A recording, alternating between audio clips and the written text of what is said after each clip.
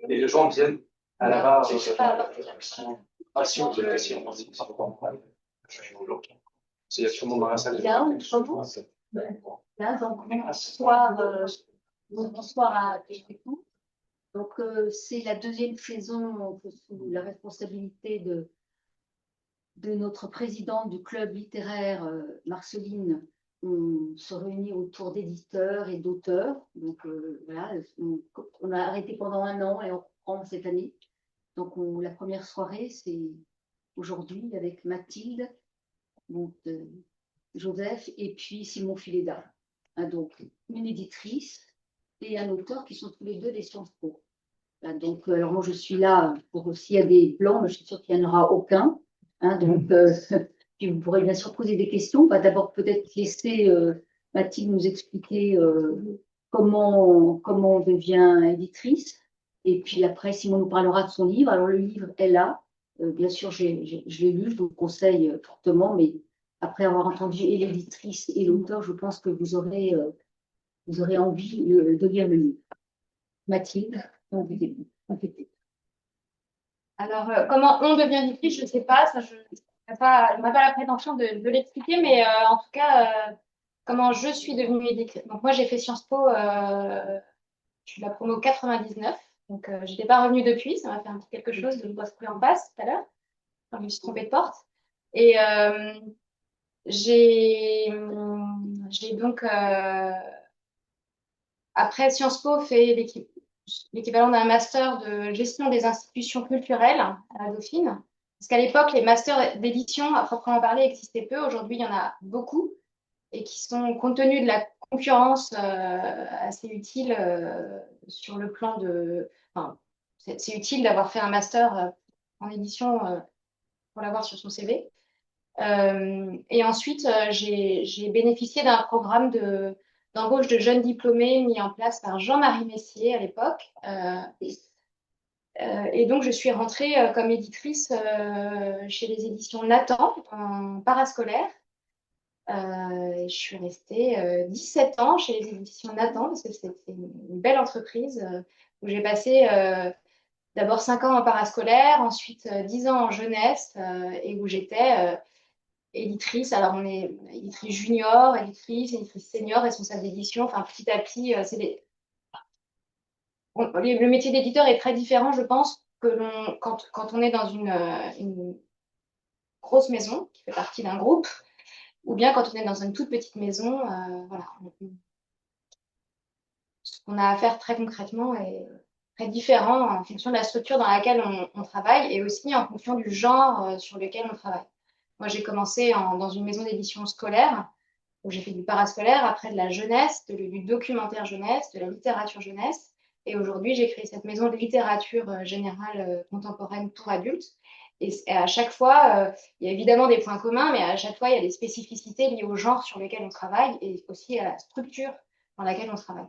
Et je crois que ce qu'il faut dire absolument, c'est que tu n'es pas seulement éditrice à ton compte, tu continues un travail en même temps. Oui, alors le projet des éditions Quartier Libre, donc, qui est une maison d'édition qui publie des romans, de la littérature contemporaine francophone. Donc, c'est uniquement de la littérature de création, pas d'achat. C'est un projet personnel que j'ai créé la structure il y a 2 ans. C'est un projet donc qui me tenait à cœur depuis longtemps et que j'ai développé en parallèle de mon activité professionnelle d'éditrice jeunesse.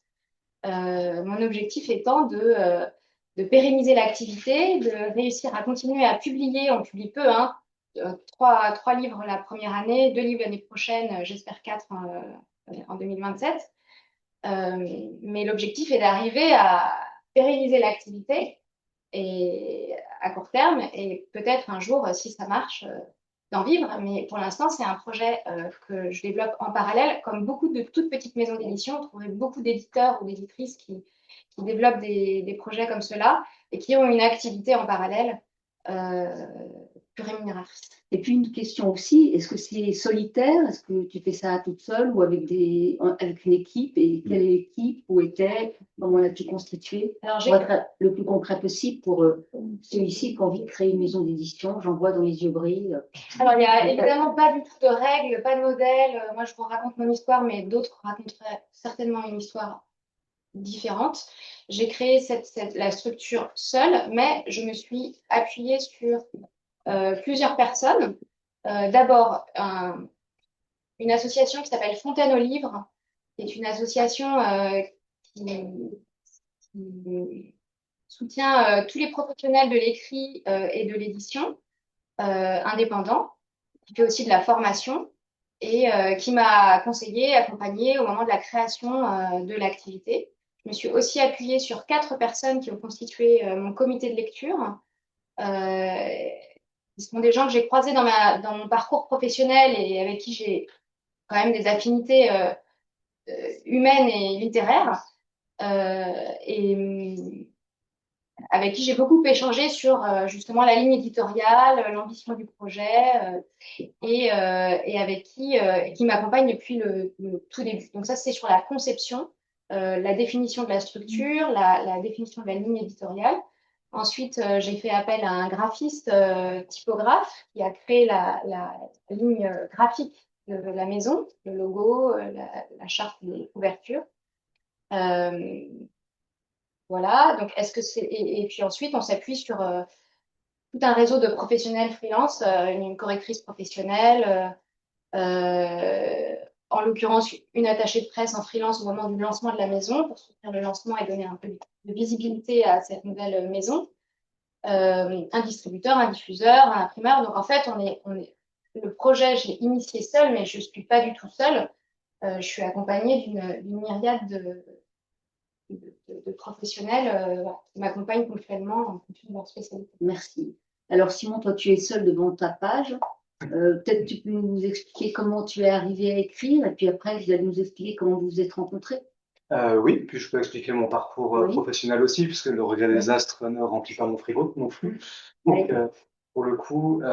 C'est très important, donc on ne peut vivre ni de l'un ni de l'autre. Oui, c'est ça, voilà. Il y a très peu Top un verre, oui. d'auteurs qui vivent de leur plume. Oui, absolument, il doit y avoir Oui, c'est très important de le dire. Non, non, c'est vraiment pas une activité rémunératrice. Moi, j'ai fait des études Mais c'est littéraires. pour plaisir. Ah, mais absolument, puis c'est une passion. Mais sinon, ça prend quand même beaucoup de temps par rapport à ce que ça rapporte, donc il ne faut pas le faire pour ça. Moi, j'avais fait des études littéraires. Déjà, à l'origine, j'avais fait une CAN, après, j'ai fait la fac d'histoire. Et j'ai intégré Sciences Po en master de droit, justement pour une réorientation vers le secteur juridique, où il y avait davantage d'opportunités professionnelles. Et ensuite, j'ai intégré la magistrature en 2018. Et c'est à peu près au moment où je passais le concours de la magistrature, pour répondre à ta question, que j'ai commencé à vraiment écrire sérieusement et à finir un premier manuscrit, puis un deuxième. Et donc c'est effectivement ma casquette d'auteur ou d'écrivain, c'est pas ma casquette principale qui me permet de vivre.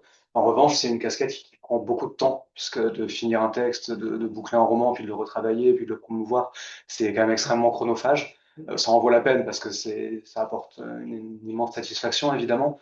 Et l'avantage de la magistrature, pour le coup, c'est que j'ai une quasi totale liberté d'organisation dans mon travail, parce que j'ai pas véritablement de hiérarchie, je suis très indépendant, il y en a un statut d'autorité constitutionnelle, et ça me permet de pouvoir m'organiser pour continuer un petit peu à écrire tout en travaillant à côté.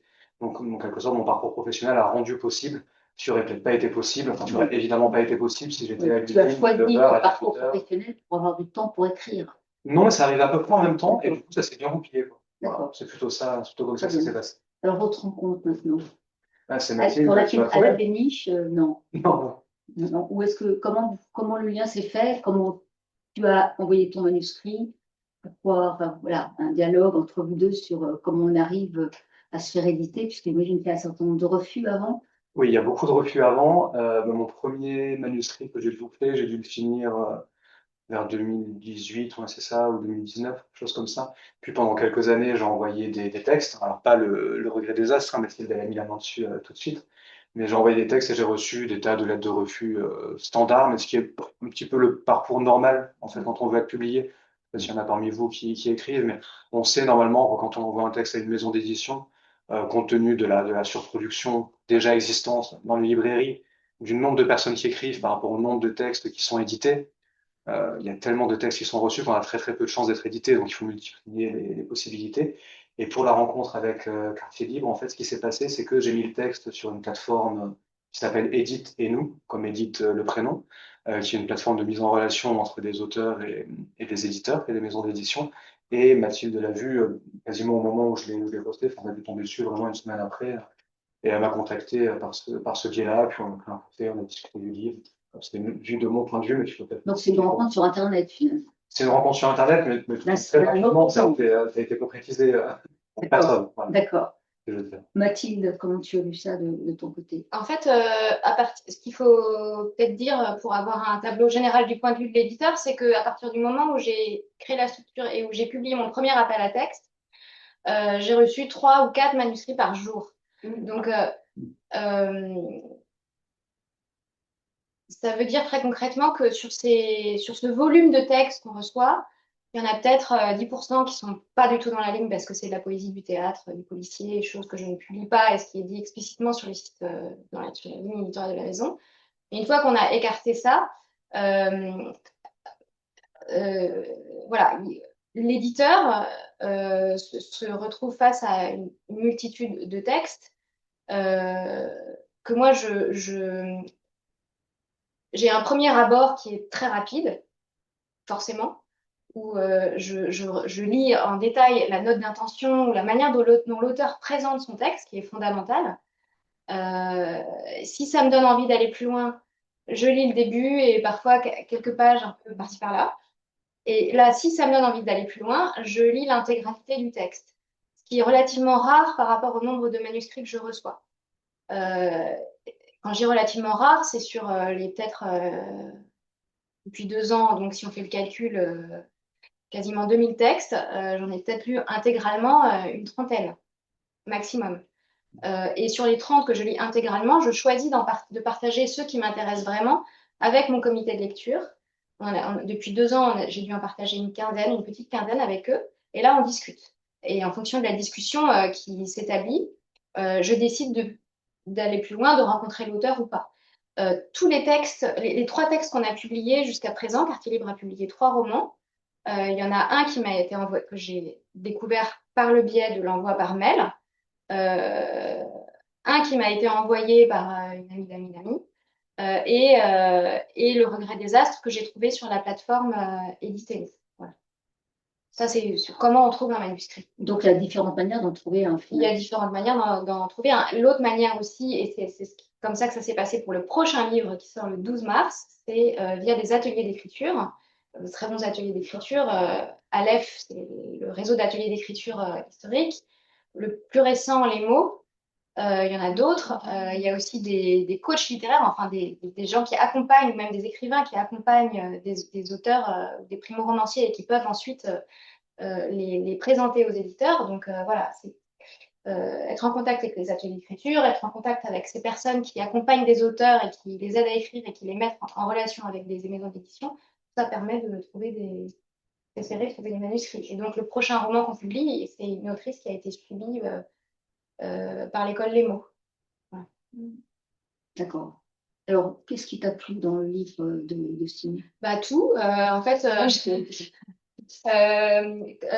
ça fait partie des textes que quand j'ai lu, j'ai immédiatement aimé. Donc, je l'ai partagé avec mon comité de lecture qui était enthousiaste, avec certains points, et c'est là que c'est intéressant, certains points qui nous gênaient un peu. Et donc là, mais qui n'étaient pas fondamentaux, en fait, qui tenaient à la psychologie du personnage principal. Peut-être tu peux dire 2-3 mots sur le roman pour que ce soit moins abstrait. Oui, voilà, de qui ça parle. Oui, bien sûr. Le regret des astres, c'est un pitch qui est très simple hein, à l'origine. C'est un jeune homme qui se penche à son balcon un soir, qui lève la tête et qui se rend compte que toutes les étoiles ont disparu. Et en réalité, toutes les étoiles ont disparu partout, tout le temps, toutes les nuits. Alors lui, ça le perturbe un peu parce qu'il aime bien regarder le ciel, regarder les étoiles, et puis c'est important pour lui. Ça le perturbe Pour tout même un tas de beaucoup. raisons, ça le perturbe même beaucoup. Et ce qui le perturbe encore plus, c'est que autour de lui, il se rend compte que globalement, tout le monde s'en fout. Parce que les gens disent les étoiles, on les voit déjà plus, ça va pas changé à mon quotidien. Donc lui, il prend la question très à cœur. et il se lance dans une espèce de quête pour comprendre ce qui se passe, pourquoi est-ce que toutes les étoiles ont disparu, et puis voir si éventuellement il peut faire quelque chose pour les faire réapparaître, avec ses petits moyens, quoi. Alors, est-ce qu'il y a beaucoup de corrections? Enfin, bon, tu reçois le texte, est-ce que tu corriges? Est-ce que tu demandes à l'auteur de modifier? Parce que j'ai rencontré une autrice qui me disait que son éditrice avait complètement, enfin, été furieuse parce que certains éditeurs vraiment, Ils ne peuvent pas imposer normalement oui, à mais enfin, l'auteur le texte. voilà. Donc, jusqu'où ça va? Est-ce qu'il y a eu, t'as pris le texte tel qu'il était? Qu'est-ce qui a été refait? Alors non, alors chaque texte est différent. Les 3 romans qu'on a publiés, l'histoire avec l'auteur et la nature du travail qui a été fait entre le moment où j'ai reçu le manuscrit et le moment où il a été publié est différent en fonction du texte et à quoi il ressemble quand on le reçoit. Et peut-être que ce travail, justement, et même sûrement, sera différent en fonction de la maison d'édition qui va le publier. C'est pour ça que c'est aussi une rencontre, un éditeur, un auteur. En l'occurrence, en tout cas au début, il ne s'agit pas du tout de faire des corrections. À la fin, oui, quand on parle de virgule, de faute d'orthographe et voilà, oui, mais au début, pour moi, c'est pas ça. C'est de savoir si ce qu'on perçoit de l'intention du texte est complètement accompli, va au bout de ce qui... Est-ce que tout ce qui est bien dans le texte se déploie au mieux? Et c'est ça, en fait, qui est intéressant, je trouve, c'est d'apporter à l'auteur le regard de quelqu'un qui va lui dire, voilà, je pense que la première fois qu'on s'est vu, c'est ça que je t'ai dit, c'est voilà comment moi j'ai reçu ce texte, voilà ce que j'ai lu, voilà ce qui m'a plu, et je trouve que tel et tel élément sont pas cohérents par rapport à ça, ou sont pas assez poussés, sont pas assez développés, on ne comprend pas assez bien, qu'est-ce que tu en penses? Et à partir de là, soit l'auteur dit, bah non, c'est pas du tout comme ça c'est pas ça du tout que j'ai envie d'écrire, on se comprend pas et ça s'arrête. Soit au contraire, il dit, bah oui, c'est exactement ça, ou en tout cas c'est intéressant. On sent qu'il va y avoir un dialogue qui sera productif, non pas pour que l'éditeur impose sa vision, mais qui joue un rôle de faire advenir ou pour aider l'auteur à aller au bout de son intention première. Donc c'était là en l'occurrence, le texte était vraiment très bon, donc il s'agissait de préciser la psychologie du narrateur, qui est un personnage, et ça joue beaucoup dans la qualité du texte et son charme. C'est une espèce de Candide un peu, qui est un peu en décalage et qui a une sorte de naïveté et en même temps une grande lucidité face à cet événement à la fois hautement improbable, tragique et en même temps symboliquement très fort, la disparition des étoiles. Donc c'était préciser la psychologie de ce personnage. Voilà, un ou deux moments qui étaient moins utiles que d'autres, et puis c'est tout. Après, Parce que tu m'as raconté qu'il y avait une autrice qui avait refusé justement tes remarques, enfin, voilà, Ah oui, oui, oui. Bah oui, mais ça, c'est tout à fait la liberté. J'ai tout à fait compris. Enfin, il y avait pour moi quelque chose qui ne fonctionnait pas et on n'avait pas envie de travailler dans ce sens. Et ça, c'est tout à fait légitime. Alors ça, c'est assez bien vendu, d'après ce que tu me disais. Oui, alors on a des très bons retours. C'est pour vous encourager à l'acheter. Hein. On a des très bons retours. Il est sélectionné pour le prix des lycéens de Sceaux. Voilà, donc oui, c'est... Et puis on a des retours qui sont... Enfin, en plus, moi, quand je les ai, c'est touchant parce que les gens me disent qu'ils ont été émus, qu'ils ont ri ou qu'ils ont au moins souri, qu'ils ont passé un bon moment, que ça leur a fait du bien. Moi, je trouve que pouvoir faire du bien à des gens qu'on ne connaît pas, juste en leur proposant un texte, ça a quelque chose d'un peu magique. Est-ce qu'on peut obtenir des critiques dans les journaux? Est-ce que on essaye quand on est éditrice ou auteur ou... Alors, on essaye, oui. Alors, bon, on a eu une citation dans Figaro Madame, Wow. dans les dernières nouvelles d'Alsace. Mais en fait, c'est très difficile. Il y a de moins en moins de place dans la presse. Il y a de plus en plus voilà, d'œuvres littéraires. Et donc, pour une maison qui se lance, moi, j'ai choisi de faire appel à une attachée de presse au début, au lancement des éditions Quartier Libre, parce que évidemment, il y a un travail à faire pour faire exister la maison. Et donc, elle a accompagné le lancement de la maison, elle a accompagné le lancement du premier titre. Pour le regret des astres aussi, on a fait un travail comme ça, mais c'est pas quelque chose que je ferai systématiquement parce que ça donne de la visibilité quand on réussit à avoir un article. Ça fait plaisir, c'est sûr, mais en réalité, c'est assez peu prescripteur. Et voilà. Donc, Ça, c'est très intéressant. Les critiques, en fait, ne font pas acheter les livres.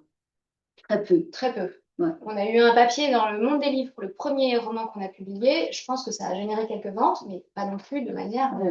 Ça n'a pas renversé le cours de l'histoire. Mais ça fait plaisir à Mais ça l'auteur fait plaisir, c'est et à la bien maison important. d'édition. C'est très important. Le bénéfice, il n'est pas Bien forcément sûr, uniquement bien sur les sûr, ventes. bien sûr, bien sûr. Voilà. Donc, comment on fait connaître? Après, bah, c'est un travail là, ce soir avec vous, c'est du bouche à oreille. C'est un travail, c'est beaucoup avec les libraires quand même, c'est fondamental. Et ça, c'est un travail de fourmi, hein, c'est aller voir des libraires, essayer de prendre un peu de leur temps, de leur donner envie de lire le livre, de leur donner envie ensuite de parler du livre à leurs clients. C'est aussi travailler sur les réseaux sociaux, qui sont quand même une chambre d'écho qui peut se révéler assez puissante. Voilà, donc les salons, c'est plein de petites choses qu'on essaie de déployer. D'accord, alors avant qu'on laisse la place aux questions, vos projets, alors, tes projets, Simon, et puis les projets de... Moi, je continue à écrire de toute façon parce que j'adore ça. Le même personnage ou tu changes de personnage? Non, pas du tout. Moi, j'écris toujours des histoires complètement différentes. Parce que ce qui m'intéresse dans le roman, c'est aussi des situations, des personnages. Donc, il s'agit aussi d'explorer d'autres types de situations. Puis ensuite, il faut voir si ça convient à Mathilde, si ça convient à d'autres éditeurs, si... Voilà. Donc, moi, je continue à produire des textes et puis à voir s'ils peuvent éventuellement trouver un jour un lectorat. Alors, comme moi, j'ai eu le privilège de lire ce livre, qu'est-ce qui t'a inspiré, là, les étoiles qui... On va tous sortir, on va regarder s'il y a des étoiles. Ouais, j'ai pas mal de lecteurs qui m'ont dit, maintenant, je regarde le ciel tous les soirs, j'espère qu'elles disparaissent. Moi aussi, mais alors, est-ce qu'il y a quelque chose qui a inspiré cette idée assez géniale, d'ailleurs, de... D'un coup, il n'y a plus d'étoiles et il y a C'est tout simple en plus comme idée pour le coup, c'est vraiment. Mais il y a plein de... Ce qui est grave, c'est que les gens ne se rendent même pas compte qu'il n'y a plus d'étoiles. Je ne sais pas si vous... Mais parce que dans les villes, on les regarde pas, Oui, on regarde pas le ciel. Ouais, alors je pense que j'ai eu l'idée en regardant le ciel un soir, tout simplement. Et puis surtout, je me suis dit, ça c'est une situation qui a un potentiel narratif, romanesque, symbolique évidemment, parce que c'est extrêmement chargé symboliquement les étoiles. On n'en fait pas des caisses, hein, dans le livre, j'en ai pas fait des caisses, mais c'est sûr que ça ouvre tout un tas de portes et ça laisse une place aussi à l'interprétation des lecteurs. Ça évoque beaucoup de choses aussi. Et quand j'ai eu cette idée, je me suis dit, c'est une chouette idée. Je me suis dit, il doit y avoir un roman qui parle de ça, principalement, qui a dû explorer cette idée-là, et puis j'ai pas trouvé. Alors je me suis dit, ah, bah, je vais peut-être l'écrire, quoi. Ça s'est passé comme ça dans ma tête, en fait. Et du coup, ça s'est bien fini, puisque voilà, le livre. Mais c'est vrai que ce qui est très réussi, et c'est que d'une part, il y a cette valeur symbolique très forte qui tout de suite convoque quelque chose chez les gens. Qu'est-ce que vous feriez, vous, qu'est-ce que ça vous ferait intimement? C'est très intime, en fait, et à la fois très universel, s'il n'y avait plus d'étoiles. Et à quoi ça renvoie qu'est-ce que ça convoque dans l'imaginaire, dans nos histoires? Et ce qui est très réussi, c'est qu'à la fois, ce roman, c'est à la fois une chouette histoire, et en même temps, il y a plein d'hypothèses. On tire le fil de la disparition des étoiles et des explications possibles et des conséquences que ça peut avoir sur l'humanité et sur tout à chacun, au plus profond de soi, de manière très fine. Et donc, en fait, c'est un vrai plaisir de lecture, et en même temps, on y pense longtemps après. Il n'y a pas de réponse. Que tu dis souvent, je laisse le lecteur trouver ses propres réponses, mais ça ouvre plein de... Ça, parce qu'on va déflorer l'histoire. Oui. Ça ne va pas vous dire si on retrouve les étoiles ou pas. Juste si je peux rebondir sur ce que vient de dire Mathilde, c'est vrai qu'on se demande un petit peu comment on réagirait tout un chacun si le ciel était entièrement noir et entièrement vide la nuit. Et moi, il y a eu toute une période pendant la jeunesse du roman, avant que je me mette à écrire ou au tout début, où je demandais à tous mes proches de but en blanc, mais toi, ça te ferait quoi s'il n'y avait plus d'étoiles dans le ciel? Donc ils me regardaient un peu comme si c'était une idée un peu loufoque, quoi. Mais les réactions étaient très différentes. C'est-à-dire, j'avais des amis qui me disaient, ah, bah, de toute façon, on les voit déjà plus, donc je crois que je le remarquerai même pas. Et puis d'autres personnes, j'ai ma sœur qui travaille de nuit qui m'a dit, moi, si j'avais pas les étoiles dans le ciel quand je me lève pour aller travailler à 2h30 du matin, bah, je serais vraiment triste, quoi. Donc il y avait vraiment des tas de réactions différentes, ce qui me faisait penser qu'il y avait quand même quelque chose à tirer là-dessus et que c'était un sujet qui pouvait tenir sur un roman, s'il faut que ça tienne quand même sur l'intégralité d'un roman, ce qui n'est pas le cas de toutes les idées qu'on peut avoir. Il y a d'autres choses dans ce roman. Oui, bien sûr. Quand même, il dit quelque chose de comment, c'est l'histoire d'un jeune homme, hein, donc, qui est à l'aube de sa vie d'adulte, donc ça dit quelque chose de comment on grandit dans un monde où ce qu'on pensait immuable peut disparaître, ou peut s'éloigner, peut vaciller. Comment on grandit, quoi, et comment on se construit, avec quoi, comment on tient debout. Et ça, c'est une belle question. Alors, la suite pour toi. Donc, ce livre a été publié en août, hein, c'est ça? Fin août pour la Fin août. rentrée. Et maintenant, Mathilde? Maintenant, on travaille à la suite. Donc, il y a 2 livres qui sont prévus pour 2026, un qui sort en mars et l'autre fin août. Voilà, donc il s'agit aujourd'hui de continuer à accompagner les 3 premiers romans. C'est aussi ce qui est important dans une maison à notre échelle, c'est de continuer à travailler et de défendre les textes le plus longtemps possible. Donc, on va les présenter dans des salons, favoriser les rencontres. Ils ont à la faveur de la sélection dans des prix aussi, il peut y avoir des rencontres, des festivals, des auteurs invités. Voilà. Donc ça, on accompagne ce mouvement le plus longtemps possible pour que les textes existent le plus longtemps possible.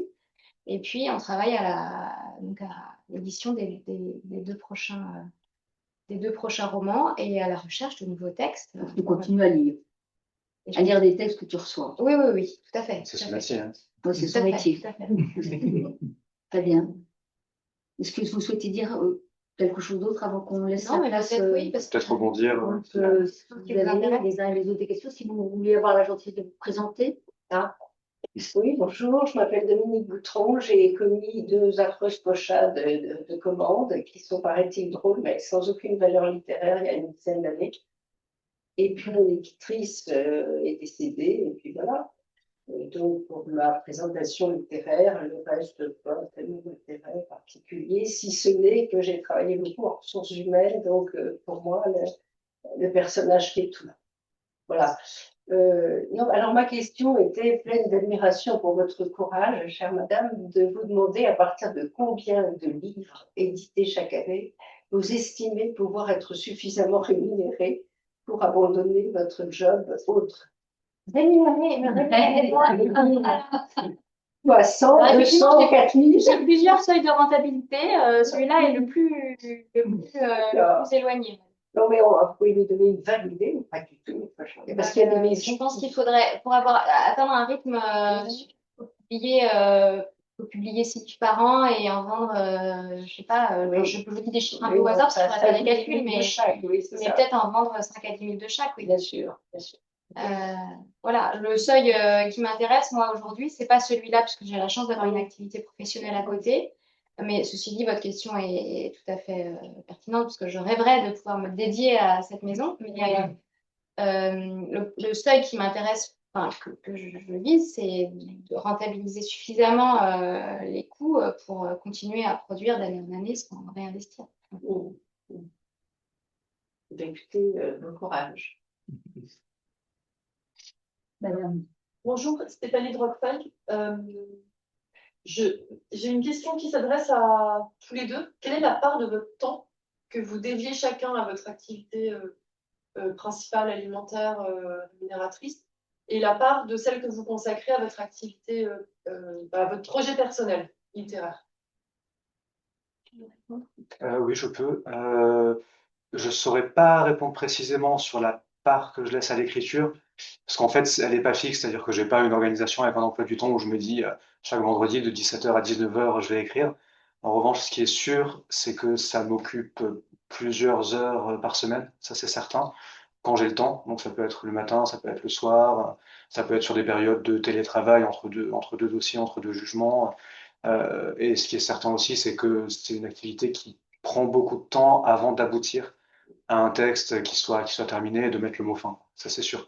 Mais je ne peux pas donner de réponse précise. En tout cas, mon activité principale, c'est la magistrature et c'est de rendre des jugements. C'est pas moitié-moitié, c'est pas trois quarts, un quart. C'est vraiment, je gratte ce que je peux pour l'écriture, mais c'est clairement à la marge. Donc, Simon, tu te dis pas, je vais écrire 2 heures par jour. Tu sais, certains écrivains qui disent, j'écris tous les matins, j'écris tous les soirs, j'écris. Non, tu sais pas. Non, j'ai pas cette rigueur-là. Et puis j'écris quand j'ai envie d'écrire. J'ai quand même assez souvent envie d'écrire, donc c'est plutôt. Je vais essayer de voir, par exemple, voilà, je sais que j'ai pas d'audience jeudi prochain, que je vais avoir une demi-journée de télétravail. Ben là, je pourrais gratter 2 heures pour écrire. Ça se fait plutôt au coup par coup, comme ça, pour essayer de trouver le temps d'écrire.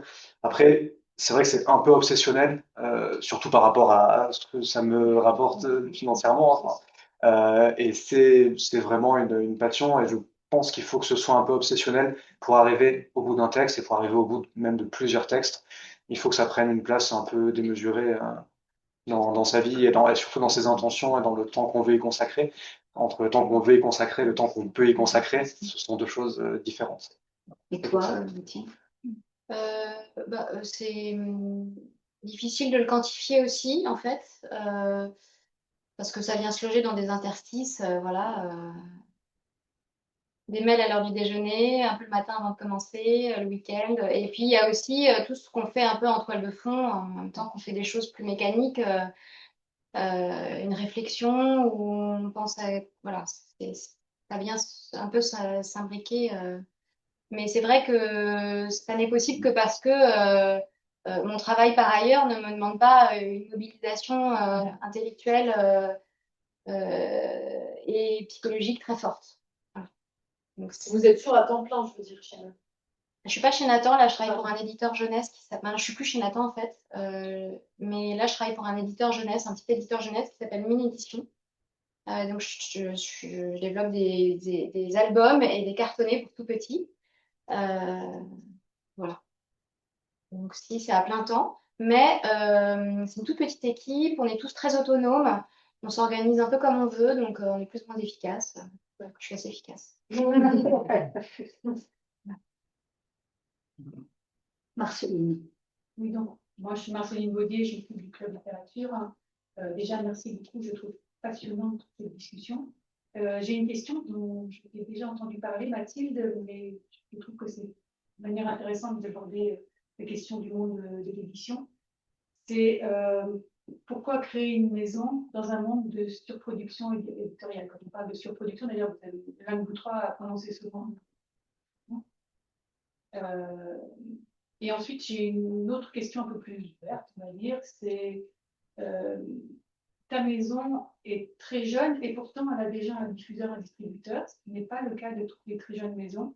Est-ce que tu peux parler un petit peu des relations avec cet acteur du monde du livre et la manière dont ça se passe, ça te permet d'avoir, est-ce que ça t'impose?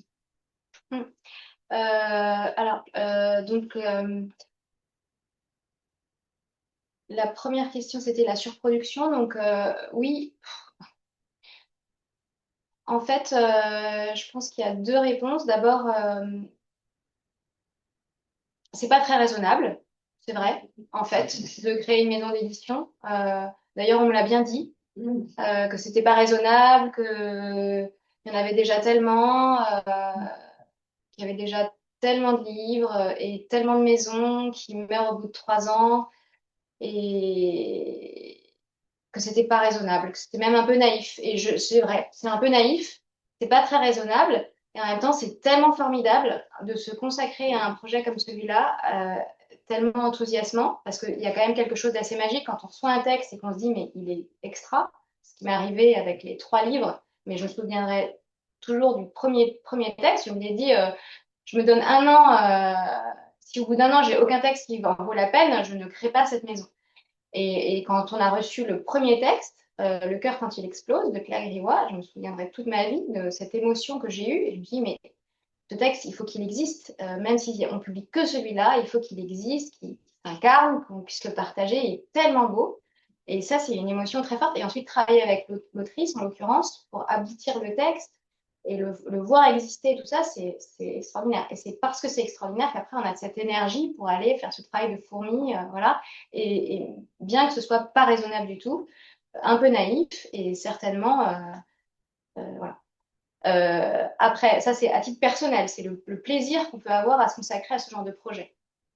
Et sinon, je pense que effectivement, il y a une surproduction, mais cette surproduction, pour moi, elle est surtout préjudiciable dans des domaines, dans des typologies de livres qui sont des produits, en fait, qui sont des produits de marketing. Il y a des modes dans l'édition, donc il y a un moment, tout le monde faisait du Montessori, ça a inondé les étals des librairies. Voilà, ça, c'est un problème de surproduction, oui. Mais quand on parle de création littéraire, je suis pas sûre que, au contraire, je pense que c'est un signe de bonne santé. Je préfère parler d'une profusion ou je sais pas, voilà, une diversité, une grande diversité littéraire, créative, et que ça, c'est plutôt un signe de bonne santé. Et je pense pas qu'on puisse dire qu'on a trop de création littéraire. Plus on en a, mieux c'est. Et surtout, c'est important que cette création, elle soit portée par un nombre divers de maisons, avec des regards différents, avec des sensibilités différentes. Et plus il y aura de maisons d'édition, plus des auteurs, des bons auteurs, à condition qu'on fasse bien notre travail, des bons auteurs auront la chance de pouvoir aller à la rencontre de leurs lecteurs avec des textes qui seront différents et des voix différentes, des écritures différentes, des regards différents, des sensibilités différentes. Et je pense que ça, on en aura toujours besoin. Plus il y en a, mieux c'est. Voilà. Et l'autre question, c'était la diffusion-distribution. Alors là, j'ai eu beaucoup de chance, je dois dire, parce qu'effectivement, le nerf de la guerre, c'est la diffusion-distribution. Donc, souvent, quand une petite maison se crée, un distributeur vous dira, bah, commencez par vous autodiffuser. Vous autodiffuser, ça veut dire quoi? Vous mettez vos livres dans votre sac à dos et vous allez faire le tour des librairies pour dire, voilà, j'ai créé une édition, est-ce que vous pouvez... C'est extrêmement chronophage, c'est très difficile.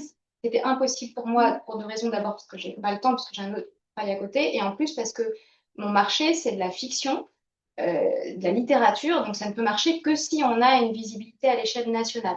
En revanche, pour certains éditeurs qui créent une maison dans des genres beaucoup plus de niche, ça peut être tout à fait justifié. On peut tout à fait s'en sortir en autodiffusion quand on fait des livres très spécifiques sur un marché très spécifique où on va aller voir les 10 librairies de niche qui vont vous adorer et en vendre. Voilà. Ça peut être tout à fait pertinent. Mais en l'occurrence, pour moi, c'était pas possible. Et donc, j'ai monté un dossier, j'ai été voir le distributeur Pollen, alors tous les distributeurs et tous les diffuseurs ont des défauts et ils ont tous des qualités. Celui-là a plein de défauts. Sa qualité principale est il accueille les petits éditeurs et il leur donne la possibilité d'être distribués à une échelle nationale. Alors, ce n'est pas les plus rapides. Si vous commandez le livre, vous ne l'aurez pas en 24 heures, plutôt en une semaine, mais ils existent et ils permettent à des éditeurs d'être distribués. Et je leur ai présenté mon dossier et ils m'ont dit, en fait, votre dossier est très bien fait, vous connaissez le métier d'édition puisque j'avais 25 ans d'édition derrière moi.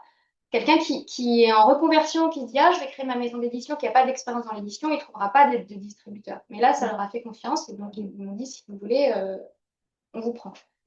Comme c'est un distributeur qui accueille plein de petites maisons, ils savent ce que c'est que l'écosystème, les contraintes des petites maisons d'édition, et donc ils n'imposent pas non plus un rythme de publication trop important. Je ne suis pas obligée de publier 10 livres par an.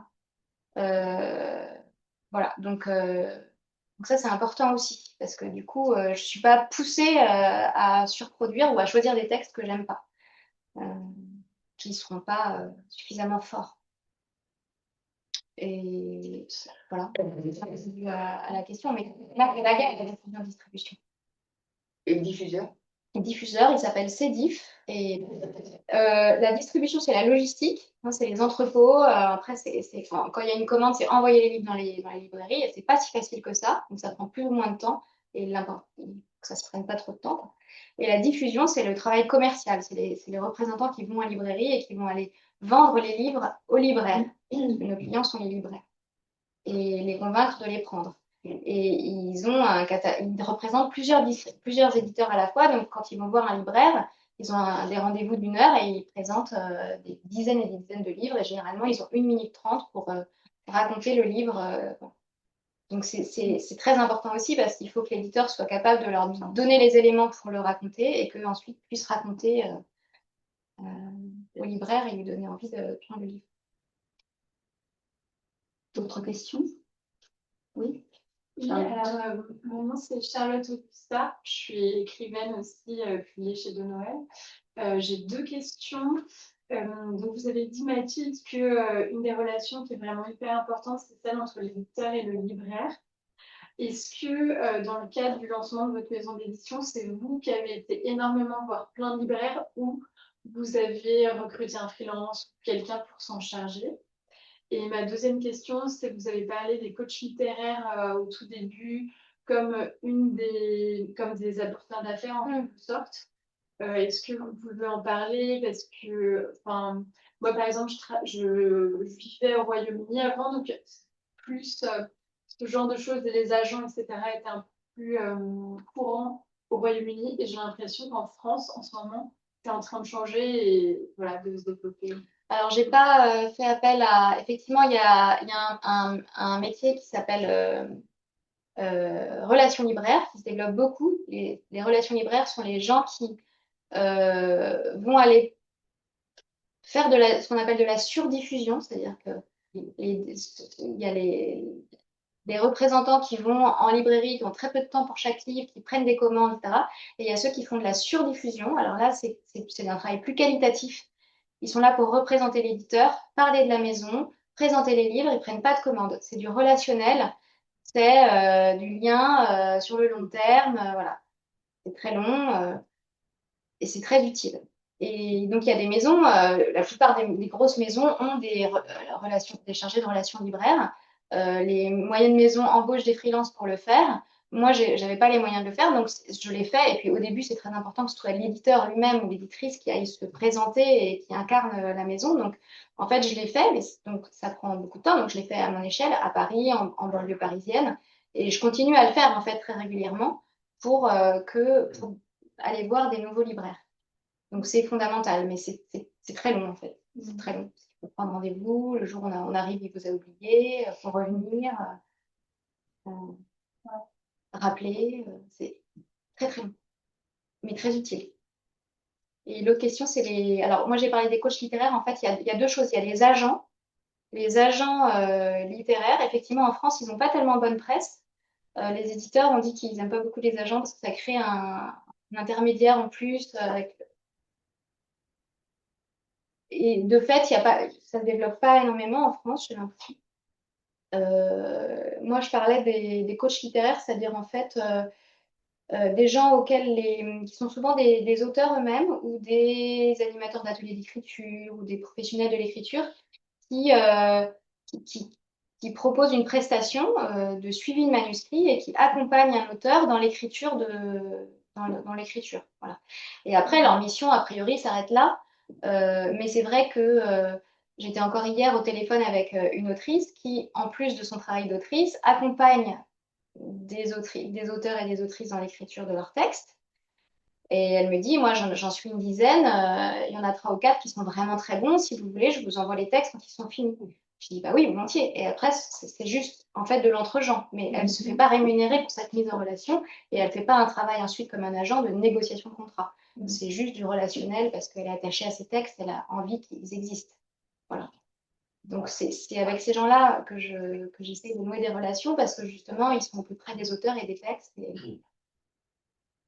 Mais d'un autre côté, il me semble que quelquefois, la prestation, on n'en a pas pour son argent, si je peux me permettre de le dire comme ça. Celle de qui? Je trouve que les coachs littéraires, si vous voulez, ont un peu tendance, enfin certains, à vous promettre monts et merveilles, alors qu'en réalité, on va se trouver, quand on sait écrire correctement déjà, on va se trouver devant leur regard, qui est un regard parmi d'autres. Ah oui. De toute façon, il n'y a pas de règle en écriture, non, c'est pas de recette. Hein. Donc, les coachs littéraires ou les gens qui font du suivi manuscrit, là encore, c'est comme avec un éditeur. Hein. Il faut qu'il y ait une proximité littéraire, intellectuelle, quelque chose se passe pour que, justement, on ne soit pas dans un rapport où la personne vous dise, bah, il faut écrire ça, comme ça, en fait, il faut appliquer telle recette, tel schéma narratif ou je sais pas quoi. Non, qu'il y ait un dialogue qui se noue et qui permette à l'auteur de mieux réfléchir lui-même à l'écriture. En fait, c'est un super lecteur, quoi, bienveillant avec lequel qui aide l'auteur à écrire, mais qui ne fait pas à sa place. Oui. Enfin, c'est un peu la bouteille à l'encre, comme avec les coachs Mais c'est professionnels. sûr que on n'est pas sûr, enfin, on n'a pas son argent, mais oui, il y a quelque chose de toute façon de. Oui. On ne sait jamais si ça va, oui, si ça va marcher ou pas. Il y a une question au fond. Quelle est la relation que vous entretenez avec le côté, alors c'est plutôt pour l'auteur, mais quelle est la relation que vous entretenez avec le côté commercial de la vente de son propre ouvrage? Je pense que quand on écrit un bouquin scolaire, par exemple, c'est facile de dire prends un bouquin, il est bien fichu. Quand on met ces tripes dans un livre, quelle est la relation qu'on a avec les chiffres des ventes? Est-ce que vous en parlez autour de vous? Est-ce que vous diffusez la nouvelle? Enfin, comment vous communiquez dessus? Moi, je dis aux gens, prends mon bouquin, il est bien fichu. Non, alors pour le coup, tout le côté commercial, c'est plutôt le travail de la maison d'édition. Après, les auteurs s'investissent, je pense, plus ou moins en fonction de l'affinité qu'ils ont avec ça. Moi, ce que j'aime bien, c'est le contact, en fait, avec les gens, avec les lecteurs potentiels. Et ça, c'est vrai que quand on fait des salons, des choses comme ça, j'ai tendance à beaucoup venir pour essayer voilà, d'alpaguer les passants, d'en discuter avec eux, d'échanger avec des lecteurs aussi qui l'ont lu, qui me contactent sur les réseaux sociaux ou par mail. Ou, là, on a reçu une lettre d'une lycéenne, je crois, si je dis pas de bêtises, d'une étudiante, voilà, qui avait écrit qui m'a écrit une lettre sur le rejet des astres. Moi, j'aime bien ce côté-là. Alors, j'ai pas du tout la fibre commerciale. Enfin, moi, j'ai vraiment un esprit de fonctionnaire, voilà. Mais j'aime bien, en revanche, le côté relation humaine et puis relation à l'œuvre, en fait. Parce que je pense que la littérature, c'est quand même un art. Hein, donc, c'est-à-dire qu'on essaie de susciter des émotions. Et je pense que le contact humain, il peut aider aussi. Il y a Alors, je sais pas s'il va d'avant. beaucoup de lecteurs qui écrivent. Pas mal quand même, oui, honnêtement. Bon, après, je suis assez actif hein, sur les réseaux sociaux, notamment sur Instagram, sur les communautés de lecteurs, tout ça. Et je suis sous mon nom, donc les gens peuvent bien sûr, m'écrire. Voilà, Mais il faut que prenez le temps de leur répondre. oui, après, il n'y en a pas non plus 3 millions. Hein, donc, mais ça me fait plaisir. Moi, j'aime bien. Bon, c'est pas toujours des réponses hyper détaillées, mais ça me paraît important. Puis des gens qui m'écrivent, qui disent ah, j'ai adoré, je vais l'offrir à Noël, autour de moi, tout ça, ça fait plaisir, quoi. C'est chouette. Donc, ouais, tout le côté commercial, vraiment, c'est vraiment pas ma compétence et je pourrais rien apporter à ça. Moi, ce que je peux apporter éventuellement au service du texte, c'est comme ce que je fais ce soir, en étant présent et puis en discutant avec vous, quoi. Voilà. Après, c'est plutôt une question du coup pour la maison d'édition et sur la place de l'auteur par rapport à la commercialisation du livre, c'est pas notre métier, donc, pour le coup. Justement, je me demandais, Oui, allez-y. Alice Nickel, j'ai une toute petite maison d'édition, et je me demandais comment Ça s'appelle comment, pardon? Ça s'appelle Aoyama Édition, c'était au Japon. Et je me demandais comment se vendait le mieux vos livres, si c'était en librairie, en salon, dans des événements. Là, on est à peu près à 2 tiers, 1 tiers. 2 tiers en librairie, 1 tiers en direct. Et en ligne, En direct, c'est en ligne en fait. En ligne, très peu. En ligne, c'est que des gens qui me connaissent, qui connaissent l'auteur, qui achètent directement en ligne. Mais je crois que rarissime que quelqu'un qu'on ne connaît pas du tout vienne l'acheter sur le site internet, notre site internet. Donc c'est en ligne, les salons et parfois des rencontres qu'on organise en librairie où je fais de la vente directe. Mais voilà, sinon c'est 2 tiers librairie, 2 tiers direct. Ah, 1 tiers direct. Parce que les habitudes des lecteurs, c'est quand même plutôt d'aller en librairie pour acheter des livres plutôt que d'aller sur le site de la maison d'édition commander des livres. Moi, je le vois même moi en tant que lecteur. Et c'est pour ça aussi que la relation libraire, elle est hyper importante de ce que j'en comprends. Parce qu'encore une fois, c'est pas mon métier. C'est vrai que quand on a un coup de cœur de libraire ou un libraire qui dit j'ai adoré ce livre, vous devriez l'acheter à ses clients, bah, c'est plus prescripteur même qu'un article dans la presse nationale. Ou, enfin, je les acheté. Oui, on a aimé, comme les libraires qui mettent on a aimé. Moi, je sais que je fais confiance à mon libraire et quand il me dit ce livre-là, il est super, vous devriez le lire, bah, j'ai plutôt envie de l'écouter. Donc, les habitudes de consommation dans ce secteur-là, je pense qu'elles passent beaucoup par la librairie et la relation des clients avec le libraire. Mais, encore une fois, c'est pas mon métier, mais c'est ce que je ressens en tant que lecteur, donc j'imagine que c'est pareil côté vente. Et la librairie de Sciences Po ne vend pas de romans. Ah, ouais, un peu. Il n'est pas fait. Non, mais j'y suis allée, et on ne vend pas de romans. Quel dommage. Pas grave. Peut-être madame, parce qu'elle a pas proposé de question. Oui, allez-y. Je suis Laura Siboni. Est-ce que vous êtes représentée en grande surface, une grande surface spécialisée? Alors oui, ça c'est notre diffuseur-distributeur qui fait ce travail donc à la fois auprès des libraires indépendants et aussi auprès des grandes surfaces spécialisées, donc Fnac, De Cidre, Cultura. Alors c'est pas ce qu'il y a de mieux pour nous. Parce que souvent, ils en prennent des quantités importantes et ils en retournent des quantités importantes également. Et c'est pas là que nos lecteurs sont les plus... Voilà. Donc, mais oui, on est aussi distribué, diffusé dans ce... Madame? Oui, je voulais vous poser. Pardon. Les gens qui ne sont pas encore posés de questions.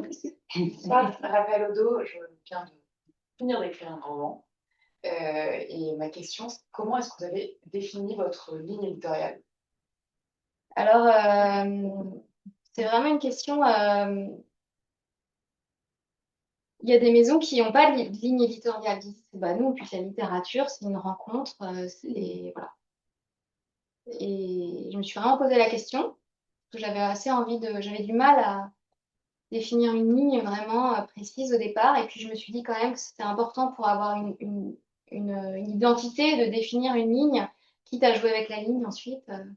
Ouvrir un peu. D'ailleurs, nos 3 premiers textes sont très différents du point de vue de l'écriture, des sujets, mais il y a quand même quelque chose qui les relie, c'est que ça parle de sujets qui sont intimes. C'est que de la littérature blanche déjà, et c'est des sujets intimes. Après, ce qui m'intéresse, c'est surtout la manière, évidemment, c'est l'écriture, enfin, c'est le regard de l'auteur, l'émotion qu'on ressent.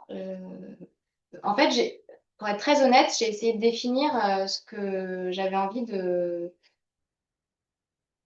Je crois que ce qui me plaît,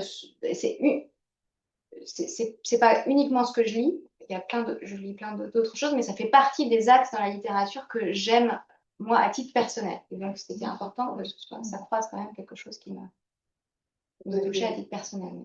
Des auteurs qui représentent ces axes en tête, des romans?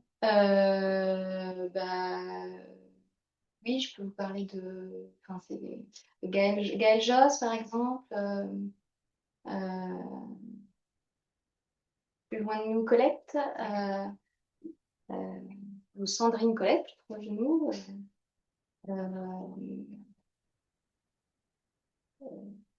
Voilà.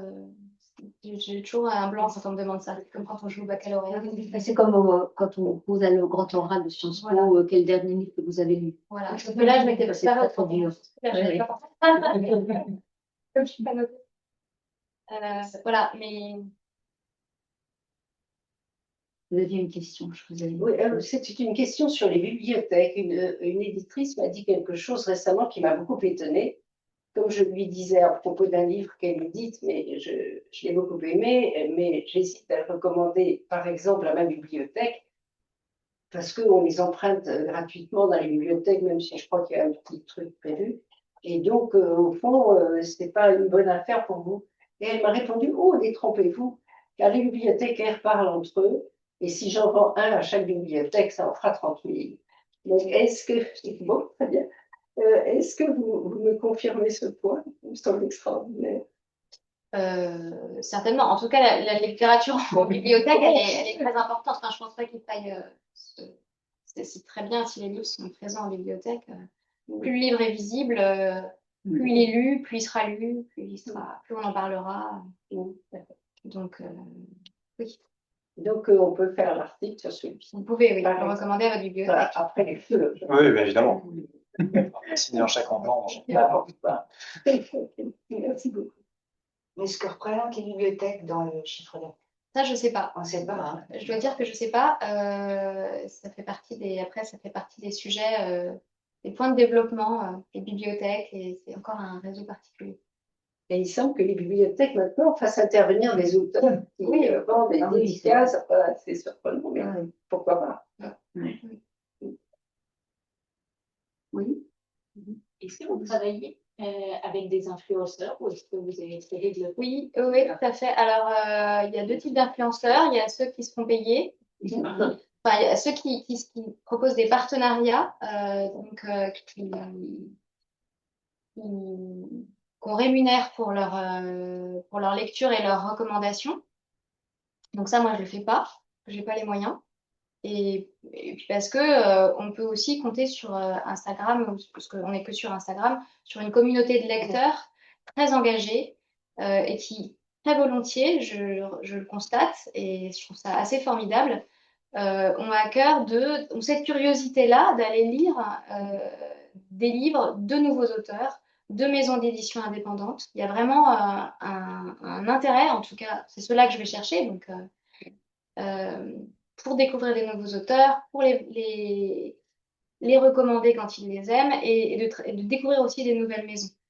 Et donc, je m'appuie le plus possible sur eux. Je leur propose de. Alors, j'envoie ce qu'on appelle des services de presse, donc je leur envoie un livre gratuitement, mais libre à eux ou à elles d'en parler ou pas, tout à fait librement. Du coup. C'est très important parce que là, pour le coup, c'est une communication hyper ciblée, c'est des gens très engagés qui parlent avec beaucoup d'enthousiasme des livres quand ils ou elles les aiment et qui, justement, se les recommandent entre eux. Donc après, ça peut faire cette petite traînée de poudre qui est intéressante. Et ça permet aussi très important par rapport à la presse, ils sont beaucoup moins sujets en presse. Au bout de 3 mois, c'est fini. Donc, eux, tout ce qui se passe sur les réseaux sociaux, c'est déconnecté des calendriers de presse. Donc, c'est plus possible d'avoir un article sur un livre. Le regret des As, on n'en aura plus. C'est fini en presse. En revanche, sur les réseaux sociaux, ça peut continuer. Et ça peut, voilà, ça peut avoir une vie et des échos à des moments insoupçonnés et même longtemps après la sortie du livre. Et ça, c'est hyper intéressant, justement, pour sortir et notamment par rapport à la librairie, parce que même en librairie, on sort assez vite des tables. Question? Oui, je peux en ajouter une, oui, sur le livre numérique. Je ne vais pas du tout parler de la place qu'il a. Est-ce qu'il en a une? Alors moi, j'ai choisi de faire tous les. Alors en fiction, ça a une vraie place, le numérique aujourd'hui à l'échelle du marché. Hein, le numérique, c'est essentiel en fiction, surtout sur certains genres, surtout sur la littérature de genre. Moi, j'ai choisi de faire un livre numérique accessible, donc des EPUB en fait, chacun de nos romans, parce que ça permet d'être présent en numérique, ça permet à des publics empêchés de lire, puisque c'est des livres qui sont accessibles, ça veut dire qu'on peut déclencher une lecture audio automatique, ça veut dire qu'on peut grossir les caractères, etc. Voilà, ceci dit, ça représente une part infinitésimale de mes ventes. Mais c'est pas grave, voilà, ça fait partie d'un travail de diffusion, à mon avis, indispensable pour que la lecture ne soit pas réservée à ceux qui peuvent lire sur papier. J'ai à nouveau une question pour tous les deux. Quel est votre rapport avec l'intelligence artificielle générative? Très lointain. Oh, ouais, c'est bon. Ben, je publie pas de texte écrit par l'intelligence artificielle générative déjà. Enfin, je sais que Vous en recevez beaucoup? je crois pas. C'est difficile de savoir, en fait. Alors, je pense que c'est très difficile de savoir quand c'est bien fait. Ça peut être Ça, c'est difficile bien de fait, savoir. oui. J'ai pas l'impression que. J'ai pas l'impression. Moi, Je reçois. moi, j'ai essayé de m'en servir un petit peu dans l'écriture, de faire relire des bouts de texte à ChatGPT, mais en fait, il hallucine assez vite et il me répond des trucs qui n'ont aucun rapport avec ce que je lui ai demandé. Donc, très rapidement, je me suis rendu compte que ça pouvait pas être utile, même ne serait-ce que pour avoir un regard, un avis, quelque chose, hein, pas pour écrire à ma place, évidemment. Je pense que dans la façon dont ça écrit, c'est quand même très, très formaté. Encore, ça a peut-être évolué en s'améliorant, mais ça donne quand même. On le voit sur les réseaux sociaux. Moi, quand je vois un post sur les réseaux sociaux qui a été rédigé par l'intelligence artificielle, ou alors c'est que c'est mal fait, mais vraiment, je le vois immédiatement, quoi. Enfin, les copies d'étudiants, c'est très difficile de savoir si c'est écrit par l'intelligence artificielle. Hein. Moi, si, je crois que c'est. Du coup, un rapport très lointain parce que c'est pas si efficace que ça, puis ça m'apporterait pas grand-chose, je pense. Pour l'avoir un petit peu essayé, honnêtement, pas trop d'intérêt, quoi. Voilà. Alors, et puis aussi, c'est aussi parce que comme moi je cherche vraiment des textes littéraires, un ton, un travail sur la langue, quelque chose où il y a une invention, quoi, dans le. Bah, j'espère en tout cas que pour l'instant c'est pas possible. Et par ailleurs, je fais pas non plus appel, mais là c'est un choix à l'IA pour la relecture. Je fais appel à une correctrice, mais économiquement c'est pas rationnel. Parce que ça marche très bien, je crois. Plus de questions? Ah si, allez-y. Peut-être. Pourquoi est-ce que vous avez fait le choix de ne pas avoir de nouvelles? Enfin, s'il y a De ne pas publier de nouvelles? Oui. Ça se vend très mal, les nouvelles en France, malheureusement. Très, très mal. Donc, c'est un choix, là, pour le coup, purement économique, parce que sur le plan littéraire, c'est très plaisant et très intéressant. Mais voilà, ça se vend très mal. Peut-être un jour, quand ça marchera bien, je choisirais de publier des nouvelles par intérêt pour le genre, mais pour l'instant, c'est pas. Me permettre de vous dire, et comment ça s'explique? C'est culturel? Oui, c'est culturel. C'est culturel? Par exemple, en Grande-Bretagne, on lit beaucoup de nouvelles, aux États-Unis aussi, short stories. Mais en France, c'est un genre bien. Là, voilà une idée pour le dîner littéraire, les nouvelles. Mais je pense que c'est très. Je pense que ça se vend bien si c'est porté par un auteur hyper connu. Ouais. Voilà, Raphaël qui écrit ses nouvelles. Bon, bah, voilà. Ouais. Et un jeune auteur, ça pourrait pas. Il y a des très bons. Après, il y a des éditeurs qui sont, voilà, des éditeurs qui sont spécialisés dans les nouvelles, qui publient des très bons textes. Ils sont peut-être sur des modèles différents, c'est parfois des associations. C'est des laboratoires aussi, c'est très intéressant. Une question? Très bien.